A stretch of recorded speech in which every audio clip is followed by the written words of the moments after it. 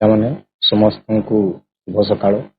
ମୁଁ ପ୍ରଶାନ୍ତ ବେହେରା ସରକାରୀ ଉଚ୍ଚ ବିଦ୍ୟାଳୟ ଭବାନୀ ଶଙ୍କର ସରକାରୀ ଉଚ୍ଚ ବିଦ୍ୟାଳୟ ସୁନ୍ଦରଗଡ଼।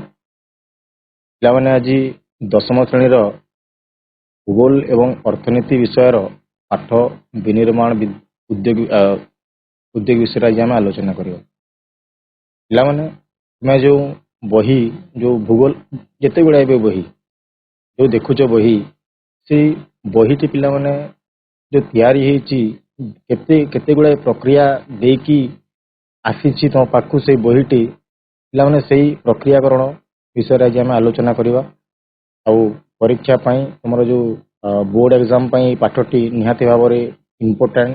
ତ ସମସ୍ତେ ଭୂଗୋଳ ବହି ବାହାର କରିକି ବିନିର୍ମାଣ ଉଦ୍ୟୋଗ ପାଠକୁ ପିଲାମାନେ ସମସ୍ତେ ଆଜି ଆଲୋଚନା କରିବା। ପିଲାମାନେ ଏଇ ଯେଉଁ ଶବ୍ଦ ତମର ବିନିର୍ମାଣ ଶବ୍ଦଟି ପିଲାମାନେ ନିର୍ମାଣରୁ ସୃଷ୍ଟି ହେଇଛି। ଦ୍ରବ୍ୟକୁ ତିଆରି କରାଯାଏ। ତିଆରି କ'ଣ କ'ଣ କହୁଛେ ପିଲାମାନେ? ବସ୍ତୁ କହିଲେ ପିଲାମାନେ ବାରମ୍ବାର ବସ୍ତୁ ଦ୍ରବ୍ୟ ତିଆରି। ପିଲାମାନେ ଶବ୍ଦର ତାର ଯେଉଁ ସଂଜ୍ଞା ରୂପ ହେଉଛି ପ୍ରକ୍ରିୟାକରଣ ମାଧ୍ୟମରେ କଞ୍ଚାମାଲର ବ୍ୟବହାର ଦ୍ୱାରା ବହୁଳ ପରିମାଣରେ ବିଭିନ୍ନ ପ୍ରକାରର ବସ୍ତୁର ଉତ୍ପାଦନ ପ୍ରକ୍ରିୟାକୁ ପିଲାମାନେ ଆମେ ପ୍ରକ୍ରିୟାକରଣ କହିଲେ ବୁଝିପାରୁଥିବ ସମସ୍ତେ। ପ୍ରୋସେସିଂ, ତାର ଇଂରାଜୀ ଶବ୍ଦ ହେଉଛି ପ୍ରୋସେସିଂ। ତାମାନେ ଏଇ ଫଟୋଚିତ୍ରରେ ଲକ୍ଷ୍ୟ କର ସମସ୍ତେ, ଏଟା ଗୋଟେ ଶିଳ୍ପର ଫଟୋଚିତ୍ର। ଏଇ ଶିଳ୍ପରେ ଅନେକ ଗୁଡ଼ାଏ ବସ୍ତୁ ଦ୍ରବ୍ୟ ଜିନିଷ ଗୁଡ଼ା ସବୁ ତିଆରି ହେଉଛି। ତିଆରି ପ୍ରକ୍ରିୟାକୁ ପିଲାମାନେ ଆମେ କ'ଣ କହୁଛେ? ପ୍ରକ୍ରିୟାକରଣ। ପ୍ରକ୍ରିୟାକରଣରେ ପିଲାମାନେ ଯେତେବେଳେ ଗୋଟେ ବସ୍ତୁ ତିଆରି ହେଇଥାଏ, ସେଇ ବସ୍ତୁର କଞ୍ଚାମାଲ ଆବଶ୍ୟକତା ପଡ଼େ। କଞ୍ଚାମାଲ କହିଲେ ପିଲାମାନେ ଆରମ୍ଭରୁ ବହିର ଉଦାହରଣ ଦେଇଥିଲି। ଯେଉଁ ବହିଟି ତିଆରି ହେଉଛି ତାମାନେ ତାର ଯେଉଁ କଞ୍ଚାମାଲ ହେଉଛି, ଗୋଟେ ସମସ୍ତେ ଜାଣିକି ବେଶ ଖୁସି ହେବ କି ବୃକ୍ଷରୁ ପିଲାମାନେ ବୃକ୍ଷକୁ କାଟିକି କାଠମଣ୍ଡ ତିଆରି କରାଯାଇଥାଏ। କାଠକୁ ଗୁଣ୍ଡ କରାଯାଇଥାଏ। ସେଇ ଗୁଣ୍ଡରୁ ପିଲାମାନେ କାଗଜ ତିଆରି ହେଇଥାଏ। ଆଉ ସେଇ କାଗଜରୁ ପିଲାମାନେ ବହି ତିଆରି। କଞ୍ଚାମାଲ ହେଉଛି ପିଲାମାନେ କ'ଣ ନା ପ୍ରାକୃତିକ ଅବସ୍ଥାରେ ମିଳୁଥିବା ସେଇ ଦ୍ରବ୍ୟ ଯୋଉଟା ଗୋଟେ ଶେଷ ବସ୍ତୁ ତିଆରି ହେଉଛି। ଏମିତିକି କଞ୍ଚାମାଲ ହେଉଛି ଗୋଟେ ବୃକ୍ଷ, ସେଥିରୁ କାଗଜ ତିଆରି ହେଉଛି। କାଗଜରୁ ପିଲାମାନେ ବହି ତିଆରି। ପିଲାମାନେ ବିନିର୍ମାଣ ଶବ୍ଦରେ ପିଲାମାନେ ପ୍ରକ୍ରିୟାକରଣ, କାହାର ପ୍ରକ୍ରିୟାକରଣ ହେଉଛି ନା କଞ୍ଚାମାଲର ପ୍ରକ୍ରିୟାକରଣ।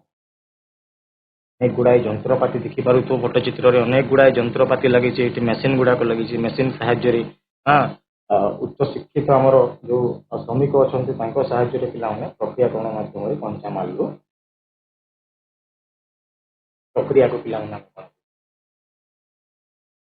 ମ୍ୟାନୁଫ୍ୟାକ୍ଚରିଂ କହିଥାଉ। ଏଗୁଡ଼ାକ ଯେଉଁ ଦେଖୁଛ ଫଟୋଚିତ୍ର, ଏଗୁଡ଼ା ସମସ୍ତେ ଏଗୁଡ଼ାକ ଗୋଟେ ଗୋଟେ ମ୍ୟାନୁଫ୍ୟାକ୍ଚରିଂ ଇଣ୍ଡଷ୍ଟ୍ରି ବା ବିନିର୍ମାଣ କେନ୍ଦ୍ର। ଶିଳ୍ପରେ ପିଲାମାନେ ଯେତେ ଗୁଡ଼ାଏ ବି ଶିଳ୍ପ ଅଛନ୍ତି ଏମାନେ କ'ଣ କରିଥାନ୍ତି? ବିନିର୍ମାଣ କରନ୍ତି। କୌଣସି ଜିନିଷର କଞ୍ଚାମାଲକୁ ନେଇକି ସେମାନେ ପିଲାମାନେ ବିନିର୍ମାଣ ବା ତାର ରୂପକୁ ପରିବର୍ତ୍ତନ କରାଯାଇକି ଅନେକ ଗୁଡ଼ାଏ ଶେଷ ବସ୍ତୁ ବକ୍ସାଇଡ୍କୁ ପ୍ରୋସେସିଂ ବା ପ୍ରକ୍ରିୟାକରଣ ମାଧ୍ୟମରେ ନେଇକି ପିଲାମାନେ ଆଲୁମିନା ତିଆରି କରନ୍ତି। ପୁଣି ଆଲୁମିନାରୁ ଆଲୁମିନିୟମ ତିଆରି ହେଉଛି। ଆଲୁମିନିୟମରୁ ଅନେକ ଗୁଡ଼ାଏ ପିଲାମାନେ ଆମର ଦ୍ରବ୍ୟ ବସ୍ତୁ ସବୁ ତିଆରି ହେଉଛି, ଯାହାକି ଆମର ଦୈନନ୍ଦିନ ଜୀବନରେ ପିଲାମାନେ ଆମେ କ'ଣ କରୁଛୁ? ବ୍ୟବହାର କରୁ। ପିଲାମାନେ ଦେଖିପାରୁଥିବ ଏଇଟା ସେଇ ପ୍ରକ୍ରିୟାକରଣର ଫଟୋଚିତ୍ର। କପାରୁ ପିଲାମାନେ ତନ୍ତୁ ତିଆରି ହେଉଛି। ତନ୍ତୁରୁ ପିଲାମାନେ ଲୁଗା ବୁଣିକି ପିଲାମାନେ ଆମର ବସ୍ତ୍ର ଗୁଡ଼ାକ ସବୁ ତିଆରି ହେଉଛି। ପ୍ରକ୍ରିୟାକରଣ ମାଧ୍ୟମରେ କଞ୍ଚାମାଲର ବ୍ୟବହାର ଦ୍ୱାରା ବସ୍ତୁର ଉତ୍ପାଦନ, ଶେଷ ବସ୍ତୁର ଉତ୍ପାଦନ। କଞ୍ଚାମାଲ ହେଉଛି କପା।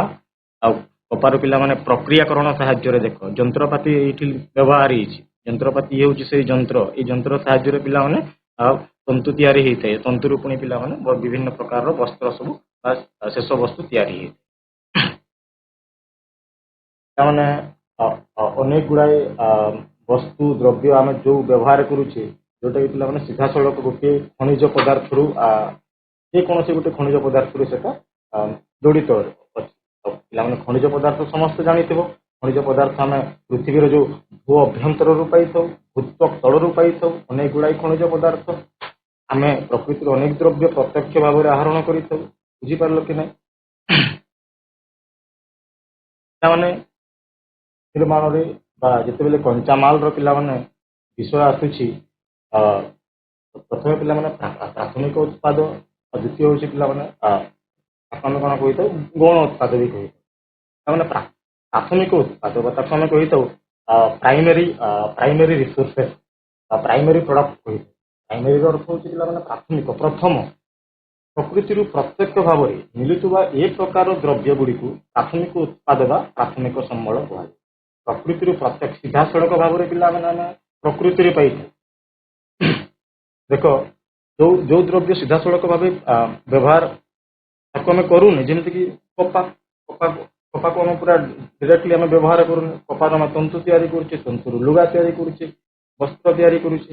ଲୁହାପଥରରୁ ପୁଣି ଆମର ଲୁହାପଥର ଇସ୍ପାତ ତିଆରି ହେଉଛି। ହେମାଟାଇଟ୍, ମାଗ୍ନାଟାଇଟ୍ ଲୁହାପଥର ବ୍ୟବହାର କରିକି ଇସ୍ପାତ ତିଆରି ଆମେ ଲୁହାପଥର ପ୍ରକୃତିରୁ ପାଉଛେ। ଲୁହାପଥର ଯୋଉ ପିଣ୍ଡ ଆମେ ପ୍ରକୃତିରୁ ପାଉଛେ, এই ଖଣିଜ ପଦାର୍ଥକୁ ପ୍ରକୃତିରୁ ପାଉଛେ, କିନ୍ତୁ ସେଇ ଲୁହାପଥରକୁ ଆମେ ସିଧାସଳଖ ପ୍ରତ୍ୟକ୍ଷ ଭାବରେ ବ୍ୟବହାର କରିପାରୁଛେ? ଜମାରୁ କରିବା। ତା ପାଇଁ ପିଲାମାନେ ଆମକୁ କ'ଣ କରିବାକୁ ପଡୁଛି ନା ପ୍ରୋସେସିଂ ବା ସେଇ ପ୍ରକ୍ରିୟାକରଣ ଦେଇକି ପିଲାମାନେ ଲୁହାପଥରକୁ ଆମେ କ'ଣ କରୁଛେ ନା ତାକୁ ବ୍ଲାଷ୍ଟ ଫର୍ନେସରେ ଗରମ କରିକି ସେଇଠୁ ଆମେ ପିଲାମାନେ ଇସ୍ପାତ ତିଆରି କରୁଛେ। ଆଉ ଇସ୍ପାତକୁ ଆମେ ଆମର ବିଭିନ୍ନ ପ୍ରକାରର ବସ୍ତୁ ଯେମିତିକି କଳ କବ୍ଜା ଭେରାଇଟି ଜିନିଷ ସବୁ ତିଆରି ହେଉଛି। ପିଲାମାନେ ପ୍ରାଥମିକ ଉତ୍ପାଦ ସମସ୍ତେ ବୁଝିପାରିଥିବ, ଯୋଉଟା ପ୍ରକୃତିରୁ ପ୍ରତ୍ୟକ୍ଷ ଭାବରେ ଆମେ ପାଉଛେ, କିନ୍ତୁ ସିଧାସଳଖ ଆମେ ତାକୁ ବ୍ୟବହାର କରୁନୁ। ଉଦାହରଣ ସ୍ୱରୂପ କାଠ, ବୃକ୍ଷରୁ କାଠ, କାଠରୁ କାଠମଣ୍ଡ, ପୁଣି କାଠମଣ୍ଡରୁ କାଗଜ। ଦେଖିପାରୁଥିବ ପିଲାମାନେ, ଆଉ ଗୋଟେ ଫଟୋ ଚିତ୍ର ଅଛି ଦେଖିପାରୁଥିବ ଏଇଠି। କାଠ ବୃକ୍ଷକୁ କଟା ଯାଇକି ପୁଣି କାଠ ସଂଗ୍ରହ କରାଯାଉଛି। ଆଉ କାଠ ସଂଗ୍ରହରୁ ପିଲାମାନେ କାଠମଣ୍ଡ ତିଆରି କରିକି ଏଇଠି ଦେଖିପାରୁଥିବ, ଇଏ ହେଉଛି ସେଇ କାଗଜ ଶିଳ୍ପ। ଏଇଟା ଏଥିରୁ ସ୍ପଷ୍ଟ କ'ଣ ଜଣାପଡୁଛି? ହାତ ତିଆରି ବା ଯନ୍ତ୍ର ବ୍ୟବହାର କରି ପ୍ରାଥମିକ ସମ୍ବଳ ଗୁଡ଼ିକର ପ୍ରକ୍ରିୟାକରଣ ମାଧ୍ୟମରେ ବିଭିନ୍ନ ପ୍ରକାର ଦ୍ରବ୍ୟ ବା କଞ୍ଚାମାଲ ବହୁଳ ପରିମାଣରେ ଉତ୍ପାଦନ କରିବାକୁ ବିନିର୍ମାଣ କୁହାଯାଉଛି। ଫଟୋ ଚିତ୍ରରେ ଅନୁମାନ କରିପାରୁଥିବ ଏଠି, ଏଟା ଆଖୁର ଫଟୋ ଚିତ୍ର ପିଲାମାନେ। ଆଖୁରୁ ପିଲାମାନେ ଦେଖିପାରୁଥିବ, ଆଖୁରୁ ଆମେ ବିଭିନ୍ନ ପ୍ରକାରର ଆମେ ଗୌଣ ଉତ୍ପାଦ ପାଇଥାଉ। ଆମେ ଚିନିରୁ ଗୁଡ଼ରୁ ଖଣ୍ଡସାର ଇତ୍ୟାଦି ଆମେ ସବୁ ପାଇଥାଉ। ପିଲାମାନେ ଏଇ ଯୋଉ ବିନିର୍ମାଣ, ଯୋଉ ପ୍ରକ୍ରିୟାକରଣ, ଏସବୁ ଜିନିଷ ପିଲାମାନେ ବହୁତ ଆରମ୍ଭରୁ ଏଟା ଆରମ୍ଭ ହେଇଛି। ଊନବିଂଶ ଶତାବ୍ଦୀରେ ପିଲାମାନେ ୟୁରୋପରେ ଶିଳ୍ପ ବିପ୍ଳବ ଆରମ୍ଭ ହେଇଛି। ଶିଳ୍ପ ବିପ୍ଳବ ବିଭିନ୍ନ ପ୍ରକାର ଯନ୍ତ୍ରପାତିର ଉଦ୍ଭାବନ ସେଇ ସମୟରେ ହେଇଥିଲା। କରିପାରୁଥିବ ଅନେକ ଗୁଡ଼ାଏ ଉଦ୍ଭାବନ ସେଇ ଊନବିଂଶ ଶତାବ୍ଦୀରେ ହେଇଥିଲା। ଶିଳ୍ପ ବିପ୍ଳବରେ ଅନେକ ଗୁଡ଼ାଏ ଶିଳ୍ପ ପ୍ରତିଷ୍ଠାନ କରାଯାଇଥିଲା ୟୁରୋପରେ, ଖାସ କରି ପିଲାମାନେ ଇଂଲଣ୍ଡରେ। ଭାରତରୁ କଞ୍ଚାମାଲ କପା ଯାଉଥିଲା, ସେଇ କପାକୁ ସେମାନେ ସେଇଠି ପ୍ରକ୍ରିୟାକରଣ ମାଧ୍ୟମରେ ପିଲାମାନେ ସେଇଠି ବିଭିନ୍ନ ପ୍ରକାରର ବସ୍ତ୍ର ସବୁ ତିଆରି କରୁଥିଲେ। ଏହା ପୃଥିବୀର ବିଭିନ୍ନ ରାଷ୍ଟ୍ରରେ ଶିଳ୍ପ ପ୍ରତିଷ୍ଠା ପାଇଁ ପ୍ରୋତ୍ସାହିତ କରିଥିଲା ପିଲାମାନେ ଶିଳ୍ପ ବିପ୍ଳବ। ଊନବିଂଶ ଶତାବ୍ଦୀରେ ଆରମ୍ଭ ହୋଇଛି, ବିଭିନ୍ନ ରାଷ୍ଟ୍ର ଅନ୍ୟ ଦେଶମାନଙ୍କୁ ପ୍ରୋତ୍ସାହିତ କରିଥିଲା। ପିଲାମାନେ ଭାରତରେ ଶିଳ୍ପ ପ୍ରତିଷ୍ଠା ବହୁତ ଆରମ୍ଭରୁ ହୋଇଥିଲା ବୋଲି କୁହାଯାଏ। ତୁମେ ଦେଖିପାରୁଥିବ ଏଇ ଫଟୋ ଚିତ୍ରରେ ପିଲାମାନେ ଇଏ ହେଉଛି ସେଇ ମେହେରୁରିର ପିଲାମାନେ ମେହେରୁରିର ଏଟା ଗୋଟେ ଲୌହ ସ୍ତମ୍ଭ। ଏଟା ରଷ୍ଟ ହୁଏନି, କଳଙ୍କ ବିହୀନ। ଆଜି ଦେଖ, ଏଟା 1200 ଶତାବ୍ଦୀ 1300 ଶତାବ୍ଦୀରୁ ତିଆରି ହେଇଛି ଏ ଲୌହ ସ୍ତମ୍ଭ। ଏଟା କଳଙ୍କି ବିହୀନ ଭାରତରେ ଆରମ୍ଭ ହୋଇଥିଲା। ସେମାନେ ଶିଳ୍ପ ପ୍ରତିଷ୍ଠାନକୁ ଯଦି ଦେଖିବା, 1830 ମସିହାରେ ଏଟା ସମସ୍ତେ ମନେ ରଖିବ, ଏଟା ବହିରେ ଅଣ୍ଡରଲାଇନ୍ କରିଦିଅ। 1830 ମସିହାରେ ତାମିଲନାଡୁର ତାମିଲନାଡୁ ରାଜ୍ୟର ପୋର୍ତ୍ତନୁମା ଠାରେ ପ୍ରଥମେ ଲୁହା କାରଖାନା ଆରମ୍ଭ ହୋଇଥିଲା। ପ୍ରଶ୍ନରେ ଆସେ, ଏଟା MCQ ପ୍ରଶ୍ନରେ ଆସେ, 1830 ମସିହାରେ ତାମିଲନାଡୁର ପୋର୍ତ୍ତନୁମା ଠାରେ ତାମିଲନାଡୁର ପୋର୍ତ୍ତନୁମା ଠାରେ ଲୁହା କାରଖାନା ଆରମ୍ଭ ହୋଇଥିଲା। 1830 ପରେ ପିଲାମାନେ 1854 ମସିହାରେ ବମ୍ବେ ଠାରେ ପ୍ରଥମେ କାର୍ପାସ ଶିଳ୍ପ ପ୍ରତିଷ୍ଠା ହୋଇଥିଲା। କାର୍ପାସ କହିଲେ ପିଲାମାନେ ସେଇ କପାରୁ ବିଭିନ୍ନ ପ୍ରକାରର ତନ୍ତୁ ତିଆରି ହେଇଥିଲା। ତନ୍ତୁରୁ ପିଲାମାନେ ବସ୍ତ୍ର ତିଆରି ହେଇଥିଲା। 1854 ମସିହାରେ ବମ୍ବେ ଠାରେ ସେଟା ଆରମ୍ଭ ହୋଇଥିଲା। ସବୁ ଏଟା ଆରମ୍ଭ କରିଥିଲେ। ପୁଣି 1855 ମସିହାରେ ପିଲାମାନେ କୋଲକାତାର ରିସରା ଠାରେ ପ୍ରଥମ ଝୋଟ ଶିଳ୍ପର କଥା ଉଠୁଛି। ଶିଳ୍ପ ପ୍ରତିଷ୍ଠାନର ଯୋଉ ଶିଳ୍ପ ଗୁଡାକ ଯୋଉ ପ୍ରତିଷ୍ଠିତ ହୋଇଥିଲା ପ୍ରଥମେ ତା ବିଷୟରେ ଏଟା ଆଲୋଚନା କରୁଛି। 1830 ମସିହାରେ ପୋର୍ଟନୋଭା ଠାରେ ଲୁହା କାରଖାନା, 1854ରେ ବମ୍ବେ ଠାରେ କାର୍ପା ଶିଳ୍ପ ପ୍ରତିଷ୍ଠିତ ହୋଇଥିଲା। 1855 ମସିହାରେ ପିଲାମାନେ କୋଲକାତାର ରିସରା ଠାରେ ପ୍ରଥମ ଝୋଟ ଶିଳ୍ପ ପ୍ରତିଷ୍ଠିତ ହୋଇଥିଲା। ଝୋଟ ଆଉ ତୁମେ ଜାଣୁଥିବ ପଶ୍ଚିମବଙ୍ଗର କୋଲକାତା ହେଉଛି ସହର। ପଶ୍ଚିମବଙ୍ଗ ଆଜିକା ଦିନରେ ବି ପିଲାମାନେ ଆଉ ସାରା ରାଜ୍ୟରେ ପିଲାମାନେ ଝୋଟ ଉତ୍ପାଦନରେ ଅଗ୍ରଣୀ ଅଛି। ଝୋଟ ଉତ୍ପାଦନରେ ପିଲାମାନେ ଅଗ୍ରଣୀ ରାଜ୍ୟ ହେଉଛି ପଶ୍ଚିମବଙ୍ଗ। ଆଉ ଆଗରୁ ବି ତୁମେ ଦେଖିଥିବ କରୁଥିବ 1855 ମସିହାରେ କୋଲକାତାର ରିସରା ପ୍ରଥମ ଝୋଟ ଶିଳ୍ପ ପ୍ରତିଷ୍ଠିତ ହୋଇଥିଲା। ପିଲାମାନେ ଯେତେବେଳେ ଗୋଟେ ଶିଳ୍ପ ପ୍ରତିଷ୍ଠିତ ହୋଇଥାଏ, ଫ୍ୟାକ୍ଟ୍ରି ବା ଗୋଟେ ଇଣ୍ଡଷ୍ଟ୍ରି ଯେତେବେଳେ ପିଲାମାନେ ପ୍ରତିଷ୍ଠିତ ସ୍ଥାପନ ହେଇଥାଏ, ତା ପାଇଁ ପିଲାମାନେ ବହୁତ ଗୁଡ଼ାଏ କାରକ ସାହାଯ୍ୟ କରନ୍ତି। ସେଇ କାରକରେ ପିଲାମାନେ ଗୋଟେ ଶିଳ୍ପ କେବେ ବି ପ୍ରତିଷ୍ଠିତ ହୋଇପାରିବ। ଅନେକ ଗୁଡ଼ାଏ କାରକ, କଞ୍ଚାମାଲ ଯେମିତିକି ଯଦି ଏଇଠି ଆଇରନ୍ ଆଣ୍ଡ ଷ୍ଟିଲ୍ ଇଣ୍ଡଷ୍ଟ୍ରି ଯଦି ଲୌହ ଓ ଇସ୍ପାତ କାରଖାନା ପ୍ରତିଷ୍ଠିତ ହବ ତ ନିହାତି ଭାବରେ ସେ ସ୍ଥାନରେ ବା ସେ ଅଞ୍ଚଳରେ ଲୁହା ପଥର ମିଳୁଥିବା ଦରକାର। ଲୁହା ପଥର ହେଉଛି ତାର କଞ୍ଚାମାଲ। ଶିଳ୍ପ ଯୋଉ ପ୍ରତିଷ୍ଠା ପାଇଁ ବା ଆରମ୍ଭ ପାଇଁ ଜମି ଦରକାର ପଡ଼ିଥାଏ, ବହୁତ ସାରା ଜମି ଦରକାର ପଡ଼ିଥାଏ, ଶକ୍ତି ଦରକାର ପଡ଼ିଥାଏ। ଶକ୍ତି କହିଲେ ପିଲାମାନେ ସମସ୍ତେ ବୁଝିପାରୁଥିବ, ଶକ୍ତି ବିଦ୍ୟୁତ ଶକ୍ତିର ଆବଶ୍ୟକତା ପଡ଼ିଥାଏ। ପିଲାମାନେ ଆମେ ଜଳ ବିଦ୍ୟୁତ ଶକ୍ତି କେନ୍ଦ୍ରରୁ ପାଇଥାଉ। ଜଳର ଆବଶ୍ୟକତା ପଡ଼ିଥାଏ। ବିରାଟ ବଡ଼ ବଡ଼ ବୃହତ୍ ଯନ୍ତ୍ରପାତି ମାନଙ୍କୁ ଥଣ୍ଡା ରଖିବା ପାଇଁ ପିଲାମାନେ ଜଳର ବ୍ୟବହାର କରିଥାଏ ଗୋଟେ ଶିଳ୍ପକୁ, ଗୋଟେ ଫ୍ୟାକ୍ଟ୍ରିକୁ। ଉପଯୁକ୍ତ ଜଳବାୟୁ ହେଉଛି ଗୋଟେ ମୁଖ୍ୟ କାରକ। ଆଉ ଜଳବାୟୁ ହେଉଛି ଗୋଟେ ମୁଖ୍ୟ କାରକ ଯୋଉଟାକି ପିଲାମାନେ ଗୋଟେ ଶିଳ୍ପ ପ୍ରତିଷ୍ଠାନ ପାଇଁ ଆବଶ୍ୟକତା ପଡ଼ିଥାଏ। ପ୍ରାକୃତିକ କାରକ ହେଉଛନ୍ତି ପିଲାମାନେ କଞ୍ଚାମାଲ ପ୍ରକୃତିରୁ ସିଧାସଳଖ ଭାବରେ ପାଉଛେ, ସେଥିପାଇଁ ତାକୁ ଆମେ କ'ଣ କହୁଛେ? ପ୍ରାକୃତିକ କାରକ କହୁଛେ। କଞ୍ଚାମାଲ, ଜମି, ଶକ୍ତି, ଜଳ, ଉପଯୁକ୍ତ ଜଳବାୟୁ। ତାପରେ ପିଲାମାନେ ତାର ସାଂସ୍କୃତିକ କାରକ ହେଉଛି ଶ୍ରମିକ, ବଜାର, ପରିବହନ ବ୍ୟବସ୍ଥା, ବ୍ୟାଙ୍କିଂ ଓ ସରକାରୀ ନୀତି। ଏଗୁଡ଼ାକ ପିଲାମାନେ ତାର ସାଂସ୍କୃତିକ କାରକ ବା କଲଚରାଲ ଫ୍ୟାକ୍ଟର। ତ ଶ୍ରମିକ କହିଲେ ପିଲାମାନେ ସେଠି ଯୋଉ କାମ କରନ୍ତି, ଯୋଉ କାର୍ଯ୍ୟକଳାପରେ ଲାଗୁଥିବା ବ୍ୟକ୍ତିଙ୍କୁ ଆମେ ଶ୍ରମିକ କହିଥାଉ। ଶ୍ରମିକର ଦରକାର ପଡ଼ିଥାଏ।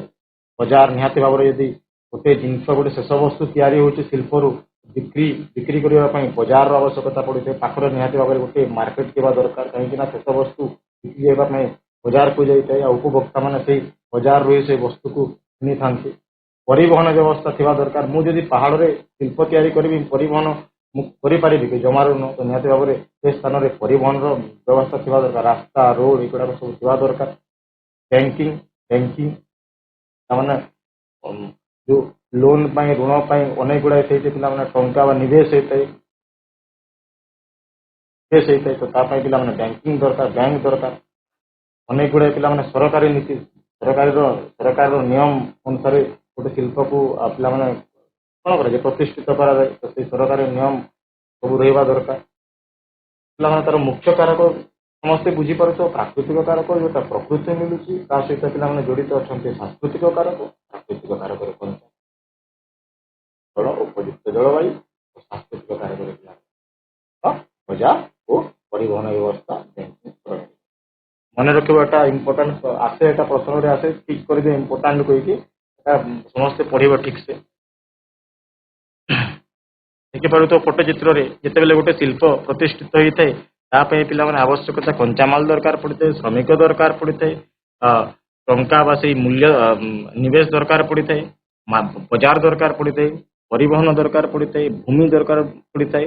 ଆଉ ନିହାତି ଭାବରେ ପିଲାମାନେ ଶକ୍ତି, କାହିଁକିନା ଅନେକ ଗୁଡ଼ାଏ ଯନ୍ତ୍ରପାତି ଯୋଉଟା କି ବିନା ଶକ୍ତିରେ ସେଗୁଡ଼ାକ କାର୍ଯ୍ୟକାରୀ ହେଇପାରିବ ନାହିଁ। ତ ଶକ୍ତିର ମଧ୍ୟ ପିଲାମାନେ ଆବଶ୍ୟକତା ପଡ଼ିଥାଏ। ବିନିର୍ମାଣ ପାଇଁ ସ୍ଥାନ ଚୟନ ପାଇଁ କ'ଣ ଆବଶ୍ୟକତା ତାହା ନିମ୍ନ ଚିତ୍ରରୁ ଆମେ ସମସ୍ତେ ଜାଣିଲେ। ଯେତେବେଳେ ଗୋଟେ ଆରମ୍ଭ ହବ, ପ୍ରତିଷ୍ଠିତ ବା ସ୍ଥାପନ ହବ, ତା ପାଇଁ ପିଲାମାନେ ଶିଳ୍ପାନୁଷ୍ଠାନ ପାଇଁ କଞ୍ଚାମାଲର ମୂଲ୍ୟାୟନ ହୋଇଥାଏ।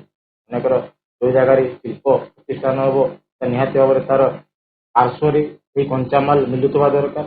ମୁଁ ସବୁବେଳେ ଉଦାହରଣ ଦିଏ ରାଉରକେଲା ଷ୍ଟିଲ୍ ପ୍ଲାଣ୍ଟ। ଆମର ଯୋଉ ରାଉରକେଲା ଷ୍ଟିଲ୍ ପ୍ଲାଣ୍ଟ ଅଛି steel authority of India limited, ତାର ଠିକ୍ 70-80 କିଲୋମିଟରରେ ପିଲାମାନେ ବରସୁଆଁ କୋଇଡ଼ା ବୁଝିପାରିଲ କି ନା, ସେଇଠି ପିଲାମାନେ କଞ୍ଚାମାଲ ସବୁ ଯୋଉ ଲୁହା ପଥର ସବୁ ସଂଗ୍ରହ କରାଯାଏ, ଅଣାଯାଏ, ଆଉ ସେଇଠି ପିଲାମାନେ ଯୋଉ ରାଉରକେଲା ଷ୍ଟିଲ୍ ପ୍ଲାଣ୍ଟକୁ ଅଣାଯାଏ। ତ ଶିଳ୍ପାନୁଷ୍ଠାନ ପାଇଁ କଞ୍ଚାମାଲର ମୂଲ୍ୟାୟନ କହିଲେ ପିଲାମାନେ ଆକଳନ କରିବା କି ସେଇ ସ୍ଥାନରେ ପିଲାମାନେ କଞ୍ଚାମାଲ ପ୍ରକୃତରେ କେତେ ପରିମାଣରେ ଅଛି, କ'ଣ ଅଛି, ତାହେଲେ ଜାଣିବା ନିହାତି ଭାବରେ ଜରୁରୀ। ଯଦି କଞ୍ଚାମାଲ ନଥିବ, ମୁଁ ଯଦି ଶିଳ୍ପ ପ୍ରତିଷ୍ଠାନ କରିବି, ତାହେଲେ ମୁଁ କଞ୍ଚାମାଲ କୋଉଠୁ ଆଣିବା କି? ଜମାରୁ ନୁହଁ। ଯୋଉ ସ୍ଥାନରେ କଞ୍ଚାମାଲ ପିଲାମାନେ ଥାଏ ସେଇ ସ୍ଥାନରେ ମନେକର ଲୁହା ପଥର ମିଳୁଛି ଯୋଉଠି, ସେଇଠି କ'ଣ ପ୍ରତିଷ୍ଠିତ ହବ? ଲୌହ ଏବଂ ଇସ୍ପାତ ଶିଳ୍ପ ସେଠି ପଡିଥାଏ। ତାପରେ ପିଲାମାନେ ବିତରଣ ପାଇଁ ଆବଶ୍ୟକ ଖର୍ଚ୍ଚ ପୁରା ଟୋଟାଲ ନିବେଶକୁ ପିଲାମାନେ କଞ୍ଚାମାଲର ମୂଲ୍ୟ, ଜମିର ମୂଲ୍ୟ, ସେଇ ଭୂମି ବା ଜମିର ମୂଲ୍ୟ, ସେଇ ଶକ୍ତି ଯୋଉ ବ୍ୟବହାର ହଉଛି ତା ସମସ୍ତ ମୂଲ୍ୟକୁ ପିଲାମାନେ ଆମେ କ'ଣ କହୁଛେ? ଖର୍ଚ୍ଚ କହୁଛେ। ତ ନିହାତି ଭାବରେ ସେଇ ନିବେଶଟା ଦରକାର ପଡିଥାଏ। ତାପରେ ଆସୁଛି ପିଲାମାନେ ଶିଳ୍ପାନୁଷ୍ଠାନ ପ୍ରତିଷ୍ଠା ପାଇଁ ଗୋଟେ ନିର୍ଦ୍ଦିଷ୍ଟ ସ୍ଥାନ ବାଛିବାର ସିଦ୍ଧାନ୍ତ ଥିଓରି। ଅନେକ ଗୁଡ଼ାଏ ଥିଓରି ଥାଏ। ସେଇ ଥିଓରିକୁ ନେଇକି ପିଲାମାନେ ସେମାନେ କ'ଣ କରନ୍ତି? ଗୋଟେ ଇଣ୍ଡଷ୍ଟ୍ରି ଲୋକେଟ୍ କରାଯାଏ ବା ପ୍ରତିଷ୍ଠିତ କରାଯାଏ। ଆସୁଛି ପିଲାମାନେ ଶିଳ୍ପାନୁଷ୍ଠାନରେ ଉତ୍ପାଦନର ମୂଲ୍ୟ। ତାମାନେ କେତେ କଞ୍ଚାମାଲ ବ୍ୟବହାର ହଉଛି, ପ୍ରକ୍ରିୟାକରଣ ଦେଇକି ଶେଷ ବସ୍ତୁ ତିଆରି ହଉଛି, ଆଉ ପିଲାମାନେ ଯେତେବେଳେ ଶେଷ ବସ୍ତୁ ତିଆରି ହେଇଥାଏ, ସେଇ ଶେଷ ବସ୍ତୁର ପିଲାମାନେ ତାର ମୂଲ୍ୟାୟନ କରାଯାଇଥାଏ। କେତେ ପରିମାଣରେ ଉତ୍ପାଦନ ହବ, କେତେ ପରିମାଣରେ କ'ଣ ଉତ୍ପାଦନ ହବ, ତାହା ମୂଲ୍ୟାୟନ ବା ନିରୂପଣ ହେବ। ତାପରେ ପିଲାମାନେ ସବୁଠାରୁ ମୁଖ୍ୟ ହଉଛି ଶିଳ୍ପର ପ୍ରକାର ଭେଦ। ପିଲେ ପ୍ରଶ୍ନରେ ଆସେ ପାର୍ଥକ୍ୟ ଦର୍ଶା ପ୍ରଶ୍ନ ଆସେ, ସେଟା ବି ଠିକ୍ କରିଦିଅ। ସମସ୍ତେ ମନେ ରଖିବା ଦରକାର କି ଶିଳ୍ପକୁ ପିଲାମାନେ ଚାରି ଭାଗରେ ଭାଗ କରାଯାଇଛି। ଆକାର ଅନୁସାରେ, ଶିଳ୍ପର ଆକାର ଅନୁସାରେ। ଆକାର କହିଲେ ପିଲାମାନେ ଏଇଠି ଆକାର କହିଲେ ସମସ୍ତେ ବୁଝିପାରୁଥିବ। ଆକାର କହିଲେ ପିଲାମାନେ ଏଇଠି ଶିଳ୍ପ କେତେ ବଡ଼ ତାହା ନୁହଁ। ଆକାର କହିଲେ ପିଲାମାନେ ଏଇଠି ସେଇ ଶିଳ୍ପରେ ପିଲାମାନେ ନିୟୋଜିତ ହଉଥିବା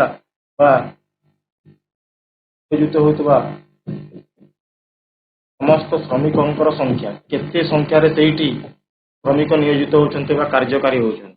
ଯଦି କମ୍ ଶ୍ରମିକ ନିୟୋଜିତ ହଉଛନ୍ତି, ନିହାତି ଭାବରେ ସେଟା ସେଇ ଶିଳ୍ପର ଆକାର ଛୋଟ ଥିବ। ଯଦି ଅଧିକ ସେଇଠି ପିଲାମାନେ ହଜାର ହଜାର ଲକ୍ଷ ଲକ୍ଷ ବ୍ୟକ୍ତି ବା ଲୋକ ଯଦି କାମ କରୁଛନ୍ତି, ତ ନିହାତି ଭାବରେ ସେ ଶିଳ୍ପଟା ବୃହତ୍ ଥିବ ବା ବଡ଼ ଥିବ। ଶ୍ରମିକଙ୍କ ସଂଖ୍ୟା ଶେଷ ଉତ୍ପାଦନର ଆକଳନ ବା ସେଇଠି ଉତ୍ପାଦନ ହଉଛି, ଆଉ ସେଇ ଉତ୍ପାଦନର ଶେଷ ଉତ୍ପାଦ ବା ଶେଷ ବସ୍ତୁର ମୂଲ୍ୟ, ଏସବୁ ଜିନିଷ ଉପରେ ପିଲାମାନେ ନିହାତି ଭାବରେ ସମସ୍ତେ ଜାଣିବା ଦରକାର। ତ ଆକାରକୁ ପିଲାମାନେ ଯୋଉ ଭାଗ କରାଯାଇଛି, ଆକାର ଅନୁସାରେ ପିଲାମାନେ ଶିଳ୍ପର ଆକାର ଅନୁସାରେ ଆମେ ତାକୁ 3 ଭାଗରେ ଭାଗ କରିଛେ। ପ୍ରଥମ ହଉଛି କୁଟୀର ଶିଳ୍ପ, ତାପରେ ଆସୁଛି କ୍ଷୁଦ୍ର ଶିଳ୍ପ, ତାପରେ ଆସୁଛି ବୃହତ୍ ଶିଳ୍ପ। ତାମାନେ ତାପରେ ଆସୁଛି ଉତ୍ପାଦର ପ୍ରକାର ବା ପ୍ରକୃତି। ଉତ୍ପାଦର ପ୍ରକାର କି ସେଟା ମୌଳିକ କି ଭାରି ଶିଳ୍ପ ବା ଖାଉଟି ବା ହାଲୁକା ଶିଳ୍ପ। ତାପରେ ଆସୁଛି କଞ୍ଚାମାଲର ଉତ୍ସ। କଞ୍ଚାମାଲର ଉତ୍ସରେ ପିଲାମାନେ କୃଷି ଭିତ୍ତିକ, ଜଙ୍ଗଲ ଭିତ୍ତିକ, ପଶୁ ଭିତ୍ତିକ, ଖଣିଜ ଭିତ୍ତିକ। ପାର୍ଥକ୍ୟ ଦର୍ଶା ପ୍ରଶ୍ନ ଆସେ। କ'ଣ ପ୍ରଶ୍ନ ଆସିବ ନା କୃଷି ଭିତ୍ତିକ ଓ ଜଙ୍ଗଲ ଭିତ୍ତିକ ଶିଳ୍ପ ମଧ୍ୟରେ ପାର୍ଥକ୍ୟ ଦର୍ଶା। ତ ଏଇଟା ଟୋଟାଲ ଶିଳ୍ପର ପ୍ରକାର ଭେଦ ପିଲାମାନେ ପ୍ରଶ୍ନ ନିହାତି ଭାବରେ ଗୋଟିଏ ଆସିବ, ସମସ୍ତେ ଠିକ୍ ସେ ବୁଝ। ତାପରେ ଆସୁଛି ସ୍ୱତ୍ୱାଧିକାର ଅନୁସାରେ। ସ୍ୱତ୍ୱାଧିକାର ଅନୁସାରେ ପିଲାମାନେ ସ୍ୱତ୍ୱାଧିକାର କହିଲେ ମାଲିକାନା। ସ୍ୱତ୍ୱାଧିକାର କହିଲେ ପିଲାମାନେ ମାଲିକାନା ବା ସେ ଶିଳ୍ପର ଓନରସିପ୍। ଶିଳ୍ପକୁ କିଏ ଚଳଉଛି, ମାଲିକ କିଏ? ତ ପିଲାମାନେ ସ୍ୱତ୍ୱାଧିକାର ଅନୁସାରେ ପିଲାମାନେ ପ୍ରଥମେ ଆସୁଛି ରାଷ୍ଟ୍ରାୟତ୍ତ ଶିଳ୍ପ, ତାପରେ ଆସୁଛି ଘରୋଇ ଶିଳ୍ପ, ତାପରେ ଆସୁଛି ମିଳିତ ବା ଯୌଥ ଶିଳ୍ପ, ଶେଷକୁ ଆସୁଛି ପିଲାମାନେ ସମବାୟ ଶିଳ୍ପ। ସର୍ବପ୍ରଥମେ ପିଲାମାନେ ଆମେ ଆଲୋଚନା କରିବା ଆକାର ଦୃଷ୍ଟିରୁ ପିଲାମାନେ ଶିଳ୍ପର ପ୍ରକାର ଭେଦ। ଆକାର ଦୃଷ୍ଟିରୁ ଶିଳ୍ପର ପ୍ରକାର ଭେଦ।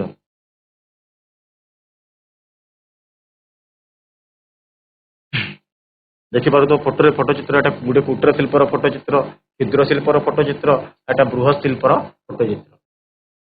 ପ୍ରଥମେ ଆସୁଛି କୁଟୀର ଶିଳ୍ପ, ୟାକୁ ଆମେ କଟେଜ ଇଣ୍ଡଷ୍ଟ୍ରି କହିଥାଉ। ପିଲାମାନେ କୁଟୀର ଶିଳ୍ପ ଏଟା ଶିଳ୍ପର ସବୁଠାରୁ କ୍ଷୁଦ୍ର ଏକକ। ସମସ୍ତ ଶିଳ୍ପ ବା ଉଦ୍ୟୋଗ ବିନିର୍ମାଣର ସବୁଠାରୁ କ୍ଷୁଦ୍ର ଏକକ, ସବୁଠାରୁ ଆକାର ଦୃଷ୍ଟିରୁ ଏଟା ସବୁଠାରୁ ଛୋଟ। ଏଥିରେ ପିଲାମାନେ ଜଣେ କାରିଗର ସ୍ଥାନୀୟ ଭାବେ ଉପଲବ୍ଧ କଞ୍ଚାମାଲକୁ ପାରମ୍ପରିକ ଉତ୍ପାଦନ ପଦ୍ଧତି ଓ ସରଳ ଉପକରଣ ବ୍ୟବହାର କରି ଦ୍ରବ୍ୟ ଉତ୍ପାଦନ କରିଥାଏ। ପିଲାମାନେ ଦେଖ ମୁଁ କ'ଣ କହିଥିଲି, ପ୍ରଥମେ ଆମେ ଯେତେବେଳେ ଆକାର ଅନୁସାରେ ଭାଗ କରିଥିଲେ ଆମେ ସେଇଠି ଶ୍ରମିକଙ୍କର ସଂଖ୍ୟାକୁ ଆମେ କେତେ ଶ୍ରମିକ ସେଇଠି କାମ କରୁଛନ୍ତି ତାହା ଜାଣିବା ଜରୁରୀ। ପିଲାମାନେ କୁଟୀର ଶିଳ୍ପରେ ଦେଖ, ଏଥିରେ ଜଣେ କାରିଗର ସ୍ଥାନୀୟ ଭାବେ ଉପଲବ୍ଧ କଞ୍ଚାମାଲ ଆଣିକି ତାକୁ ପାରମ୍ପରିକ କହିଲେ ପିଲାମାନେ ପୌରାଣିକ ହିସାବରେ ସେଠି କୌଣସି ପ୍ରକାର ଯନ୍ତ୍ରପାତି ବ୍ୟବହାର ହଉନଥିବ, ସେ ନିଜ ହାତରେ ସେ ତିଆରି କରିବ, ସରଳ ଉପକରଣ ସ୍ମଲ୍ ଟୁଲ୍ସ ଗୁଡାକ ସେ ବ୍ୟବହାର କରିବ ଆଉ ବସ୍ତୁ ଉତ୍ପାଦନ କରିବ।